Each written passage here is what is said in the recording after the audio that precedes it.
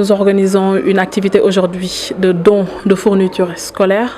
Pourquoi? Parce que nous sommes conscients de ce que vivent les parents d'élèves, nous sommes conscients de ce que vivent les enfants en début d'année scolaire. La Fondation Sokhna Diarra bu Mame Cheikh Yérim Ndoumban est une fondation qui s'occupe de l'entrepreneuriat féminin, qui s'occupe de l'éducation des enfants et qui essaie d'encadrer les enfants dans leurs études. Par exemple, nous avons ouvert une bibliothèque ici au niveau de la résidence, une bibliothèque assez riche avec des livres, des dictionnaires, afin d'aider les enfants de ce quartier à accéder à ce type de matériel pédagogique. Nous aidons aussi certaines écoles publiques à réfectionner les tableaux. C'est une fondation qui suit les enfants, qui a compris que l'éducation est une valeur sûre pour la nation. C'est pour cela que nous avons organisé aujourd'hui cette journée de dons pour juste donner avec nos propres moyens, donner des prix, des dons de fournitures scolaires à 100 enfants. Le coût du budget, je préfère me taire par rapport au coût du budget, parce que vu que ce n'est pas un budget qui a été voté par une collectivité locale ni financé par l'État, c'est sur financement propre, c'est sur fonds propres. Je préfère me taire sur le coût du budget et juste qu'on magnifie juste l'acte et qu'on ne puisse pas mettre l'accent sur l'argent qui a été dépensé, parce que comme je dis, l'éducation n'a pas de prix. Nous avons un phénomène des talibés. Talibé, c'est quelque chose qui est ancré dans notre culture, c'est dans la culture sénégalaise, c'est dans la culture islamique. Talibé ne veut pas dire un enfant dans la rue qui n'apprend pas. Talibé, au sens étymologique du terme, signifie un enfant qui apprend le Coran, un enfant qui doit être avec d'autres enfants pour apprendre le Coran. Donc, c'est sûr que c'est un phénomène assez dur au Sénégal, mais qu'il faut juste analyser avec un peu de recul. Nous encourageons les chefs de Dara, parce que Sokhna Diarra même est une fille qui vient d'une famille religieuse.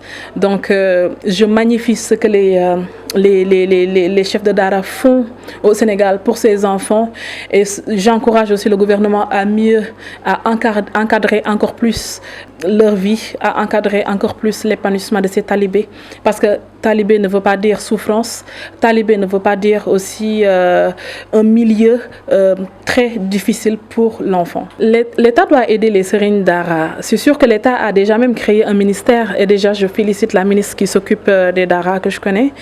L'État a essayé de faire pour les Dara, mais ce n'est jamais assez. L'État doit aussi s'accentuer sur les Dara. L'État doit aussi encourager les actions dans les Dara afin de mieux aider les Dara en termes d'hygiène, en termes de nourriture, en termes d'habillement. Je pense que nous sommes une jeunesse debout maintenant, une jeunesse qui ne dort plus. On a déjà vu ça, on a vu des politiciens qui partent voir la jeunesse, qui peuvent promettre monts et merveilles. Et peut-être 3 mois, 6 mois après les élections, même si la jeunesse toque à leurs portes, les portes sont fermées. Ce qu'on souhaite, c'est avoir des politiciens. La politique, ce n'est pas péjoratif. Ce n'est pas un métier péjoratif. La politique, c'est l'art de servir les cités. L'art de servir les cités, mais les services, franchement, politique, ça ne veut pas dire juste que des promesses dans le vent. Nous sommes une jeunesse maintenant debout, une jeunesse qui sait ce qu'elle veut.